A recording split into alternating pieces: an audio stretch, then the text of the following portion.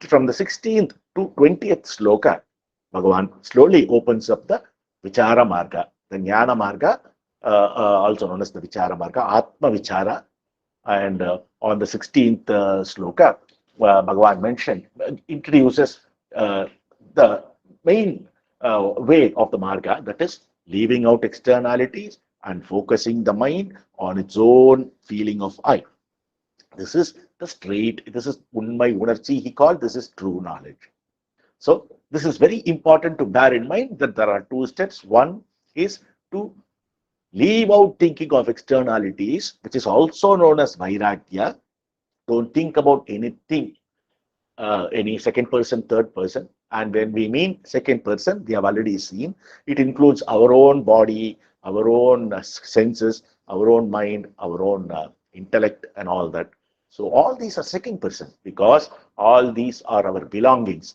As we say, my mind is not attentive, my intellect is not keen, my senses are not sharp enough. So everywhere we say my, and we claim ownership. So they are nothing but products. They are objects. They are not the subject. The only subject that we know of at this time is the feeling called I, also known as the thought called I, or I thought popularly. And this I has a combination of both Chit and Jata. That is, sometimes it behaves as though it is Chit, that is, it is sentient. Sometimes it thinks because it knows, because it is the subject. It is, everything happens to it, and nothing and it is not an object to anything. So the feeling of I is a combination of Chit and Jada, and sometimes it becomes very insentient that it takes itself as the body. And at the moment it takes itself as the body, it thinks it thinks the pain pertains to it. This is known as adhyasa, the superimposition of features of one on another is known as adhyasa. That is imposing the feature of body and other and the entire stuff along with the body on the I, and superimposing the feeling of I on the chit aspect of I on the body and other and other insentient elements. This is exactly what is known as adhyasa, and at the root of samsara is adhyasa. Where there is no adhyasa, no worldly transaction can take place. All worldly transaction has their base on this concept called adhyasa. When the adhyasa is absent, when everything is where they have to be, there is no scope of worldly transaction, because only pure Sachitananda prevails at that time. And at that level of Sachitananda, there is no scope for worldly transaction or duality. Where duality is there, that is only where Vyavahara can take place. At Advaita level, there is no room for Vyavahara at all. So, in the 16th sloka, we got that. And in the 17th sloka, Bhagavan gave us understand that if one keenly scrutinize the feeling of mind, what is this mind? And we'll come to know that there is nothing called mind. Because it is non-existent, it is phantom. The moment you focus your attention on the mind, it will flee. It'll run away because it does not exist in the first place. Bhagavan many times used to say this story of, there is a marriage happening, and in that marriage, a person comes in and he's happily enjoying the feast, really having a fun time and having a great time, participating in all the events, and everybody is so helpful to him and so respectful to him. And it was known later, the others, the bride side, they mistook him for the groom side, and there happened to be an opportunity to talk about that. And one of the person from the bride side asked, "Who is this person? Is he from your side?" "No, no, no, no, no. I thought he was from the groom's side." The bride people say. Then who is he? Nobody knows.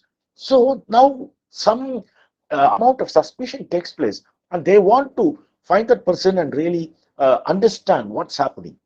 And they could not find that person because he has already come to know he is being watched out for and he slipped and he went away. He ran away. Mind behaves in the same way. As long as nobody is giving any care about it and using it, allowing it to go its own way, mind will do all this. It will create all kind of worlds. It will create everything what it wants. It'll imagine. It will create. It will make you believe that everything is there in front of you, and the duality will be established beyond, beyond a point of reconciliation. So much of duality will be imposed by this mind. As seen in that story, if one sits back, okay, why is all this happening?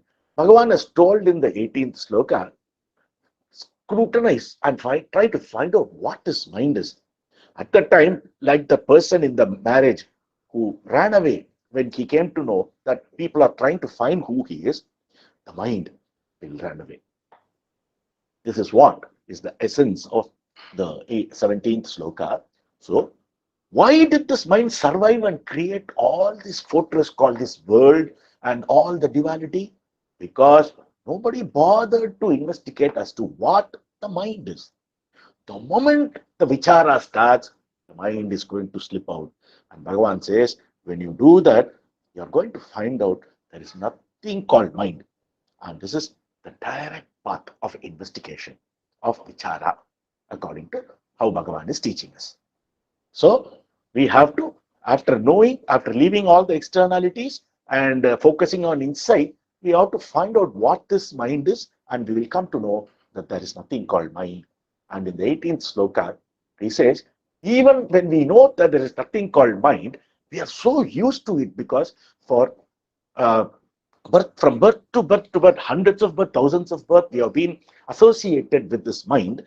And even though we theoretically have known that there is nothing, and while sitting in the vichara, we have sort of understood that this mind is a phantom and it does not exist. But still, this mind is not leaving us so easily.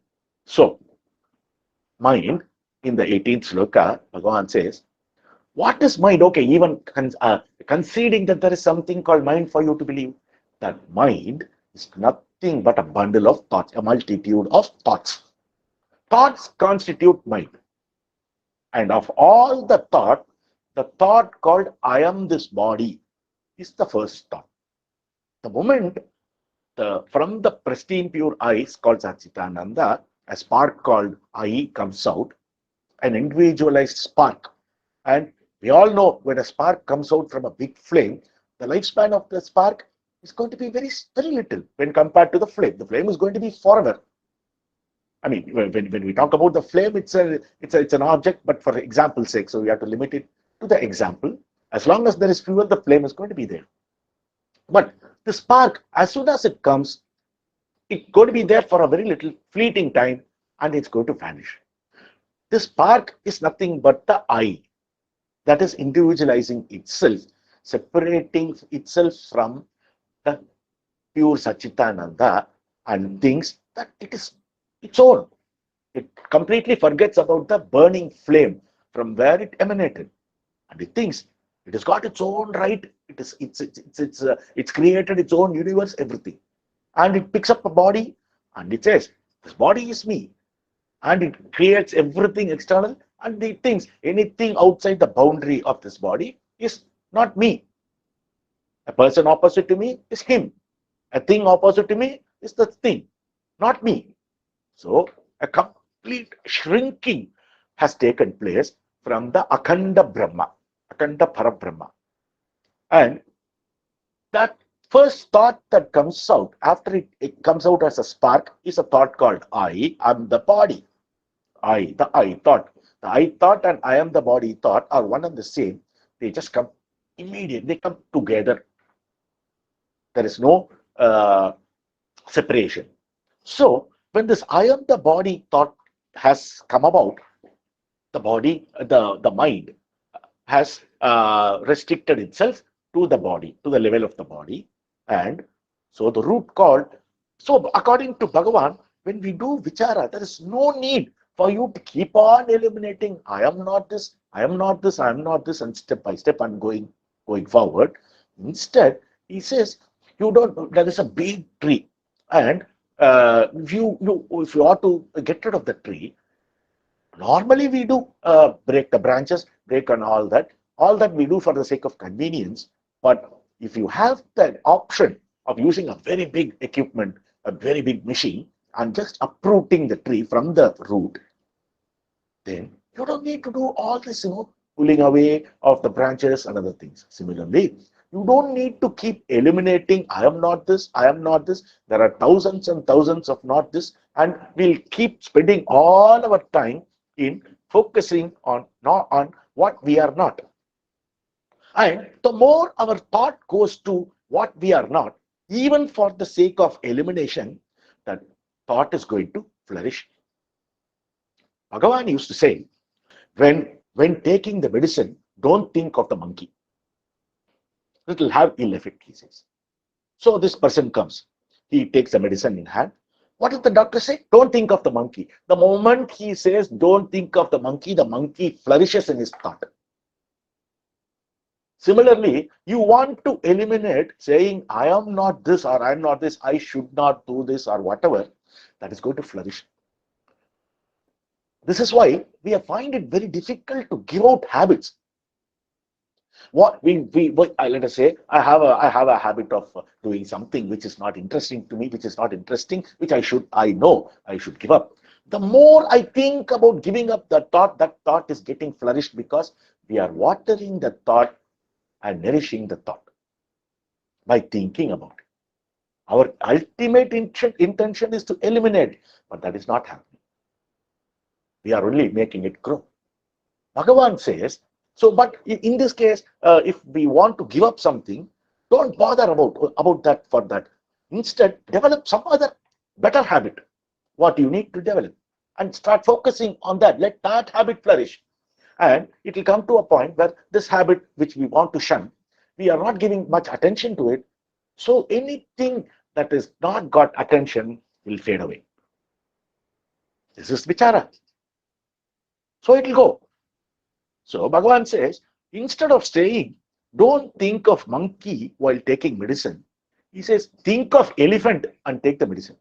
So this monkey is not, the moment you take the tablet in your hand, for example, you are going to only think, what should I do? I should think of elephant. You will think of elephant. And that is not going to harm you. The monkey is also not thought of. And so that effect of the medicine is going to be gain. So this thought called I am the body is the first thought, and rather than trying to eliminate everything, uproot this one thought. This is all vichara is about. It's a very positive way of doing a thing, rather than the neti negative way of eliminating. The neti will have its own value to understand certain nuances, no doubt. But in order to, after you have understood the concepts, everything very clearly, after you have known, I am not this body, I am not this mind and all that, and after that, don't again every day sit in meditation, I am not this body, I am not this mind, I am not the panchakosha, I am not this, that. No. Instead, focus on the feeling of I, and that feeling of I, and because of its non-existent nature, and it will vanish. Like the small spark that came out of the blazing fire. It will vanish and it will die. This is the marga. So when you scrutinize what is the mind, you are going to see there is no mind. Even then, the feeling of mind, even if you believe, what are they? They are nothing but multitude of thoughts, bundle of thoughts. That is mind. Of all the thought, the I thought is the first. Now we know that because that is a root thought, uprooting the thought is the only job we have in hand. So, in the next sloka 19, he says, when one scrutinizes within thus, what is the rising place of this I? The I will die. This is self-inquiry, jnana vichara. So, we are trying to understand from where this spark came out, and we are slowly narrowing down and seeing that spark, because and then the spark also has a very limited amount of fuel to really keep burning. It will die. It will vanish.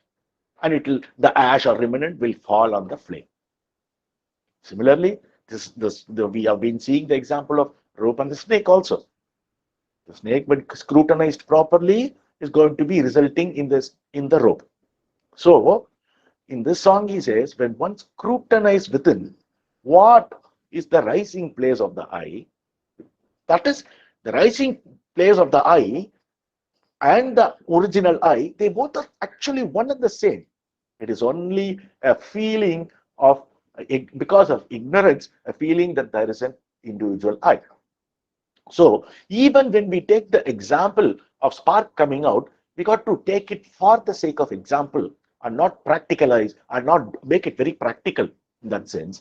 And similarly, when it comes to, when you take the example of the snake and the rope, there is not even that separation. The snake is the rope. There is no difference at all. Similarly, you have to understand the Sachitananda Parabrahma and the pseudo I that is coming up, the I thought, they are one and the same. All we have to do is remove the ignorance that an I has come out, has risen from Sachitananda. So, when you scrutinize what is the rising place of this I, you are going to immediately know that there is nothing called I at all. So, where is the question of rising of I? This is Jnana Vichara. This is what Bhagavan teaches. This is a practical way of doing it in the 19th sloka, he said, and in the 20th, he says, now that we have understood that there is nothing called I, and the I falls back on its original place, the Satchitananda, the imaginary I falls back, and only the original is left out, and that original I will shine forth as I, meaning I am I. So it has got no adjunct, it's got no upadi in form of mind. So everything is dropped. It is going to be in its pure state of I. So it is going to say I, a feeling called I, an uninterrupted I thought alone will remain, not I thought, I, the pristine pure I, the I am. I am means I am as two parts. One is the I part, which is nothing but the Sat, and am is the be. One, the I is being, and am is the awareness part, the consciousness. And we have seen that I and the am are one and the same. They are not two. So, Bhagavan has given that when, after scrutinizing and after we understand, realize, have a plenary experience that there is nothing called this I, exactly at that spot, a continuous feeling of I will shine forth on its own. This is the culmination of Vichara. With this 20th sloka, the Vichara Marga, we can say, is meaningfully concluded. All we have to do is, with a keen understanding, sit in practice. Sit in, what is the practice? Leave out externalities, focus inside, and stay in the feeling of it. This is all the practices. Nothing else we need to do. Everything else will keep happening on its own. And also, at the maximum, we can eliminate everything, have only the feeling of I and focus on I. Beyond that, nobody can do anything. It's the grace. That is exactly when we are pure enough, the grace will intervene. The grace will be bestowed on us. Bhagavan will do that. We can think as of now. Arunachala will do that. The grace will act, and it will take us to the beyond. Because going to the beyond is not possible with mind or speech. As we have seen a few times in Taittiriya Slokam, there is a Taittiriya Upanishad, says, Yato vacho nivattante aprapya manasasaha, where words and mind cannot reach. They will come back, they'll go try to penetrate the fortress and hit and bounce back. Along with the mind, the words also will come out. The speech also will drop. So it's only the grace that will have to take us to the pristine pure. So our duty is to do the Jnana Vichara, which is self-attention, in the prescribed manner, as prescribed by Bhagavan. Once we do this, everything So the simplification of the entire process has taken place just between 16 and sloka 20. It's not a very elaborate process in the sense there is not much to learn.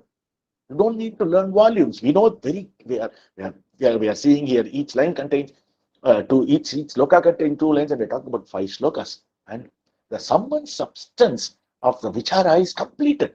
This is all we need to do. And everything else will be taken care of by Bhagavan. This is Bhagavan's promise to us. So all we have to do is develop bhakti towards our Guru, develop that faith that my Guru's word is supreme. Muruganar used to say, my Guru, he is my Guru. Even if I am destroyed, I will be proud to be destroyed by my Guru than by anyone else. He once when Muruganar was as he was new to the ashram when he came, he was having immense faith in Bhagavan always, as always. And once a disciple of Kavyakanta Ganapati Muni came to Muruganar and told, see, Bhagavan is totally a self-realized jnani, but you can learn nothing from him. There is nothing to learn from him. So you need a guru who will be able to give you some diksha. And why don't you come to Kavyakanta Ganapati Muni and take mantra diksha mantra diksha from him. He will give you the mantra and you can start doing your japa. And he said he'll come in the evening and check out. And when that person came, Muruganar just laughed at him. Said, I have the blazing flame right in front of me in form of Bhagavan. Why do you think I'll be interested in anything like what you're suggesting?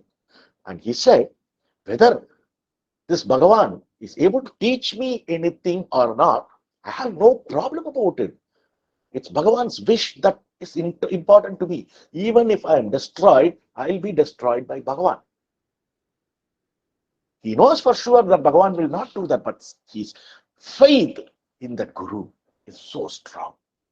He says, even if I'm destroyed, I'll be happy to be destroyed by Bhagavan. Even if my whole life is wasted, I'm happy to be done with the help of Bhagavan, in front of Bhagavan. Such is the bhava that he had, and we all should develop that bhava. It is extremely important that we have such a bhava. So, towards our Guru, and once we have, and with that kind of a mind frame, if we sit for our vichara, which is self-attention, what is told in 20th sloka will result. Nan, I will start coming out from within. This is culmination. We have achieved what needs to be done. At that time, this feeling of body, this feeling of individuality, everything goes out in a flash. And all this strikes in a second. Once only the practice time can take, because of purification, because of the constant ability to stay on the feeling of why, all that. But actual realization takes place in an instant. Like how King Janaka challenged so many people that you all say it happens in a flash, but prove it. It said that it is written in the Shastras that before I put one leg on one side of the horse's the steed, and then put my leg on the other side of the horse and climb, self-realization will take place. He said this is bogus. This is not possible. So he asked everyone to demonstrate how is it possible? How is it possible? And people say it is 100% true, but we are incapable of demonstrating it. And the king said, if that is the case, you are not fit to be here. So he started imprisoning all the people who say all this. If you say that it is true, the Vedic statement is true, prove it, otherwise go to the jail. So this happened. And at that time, the Ashtavakra Muni was passing by. He was called Ashtavakra because he had 8 deformations in the body. His body was so angular in number of ways, 8 deformations. So Ashtavakra. So he was known as Ashtavakra. And he said, "Why I can talk to the king." He was taken to the king, and a story goes on. I don't want to go into that story. My point here, and then he makes King Janaka understand that yes, it is possible. He casts it kind of uh, uh, uh, he completely he said you're eligible. You'll be eligible to know the shastra only if you completely surrender yourself to me, who is a guru. So the king surrenders. The moment the surrender is completed, the realization takes place. So realization can happen like that in a flash. It is not like it can be unsteady or whatever it is. You can see in a lot of places Bhagavan himself would have said, stated from scriptures like Kaivalya Navanitam and other things that initially it will be unsteady and it should progress and all that. But we can consider safely that that unsteady period and all is still a part of our sadhana. So once at the culmination of the sadhana, what happens? Everything is done in a flash. Only the pristine pure I is going to shine on its own accord, and it's going to be. It's going to know its own shining because the Sat and the Chit are one and the same. There is no two. One to know another. So in Sloka 20, the actual method is being talked about.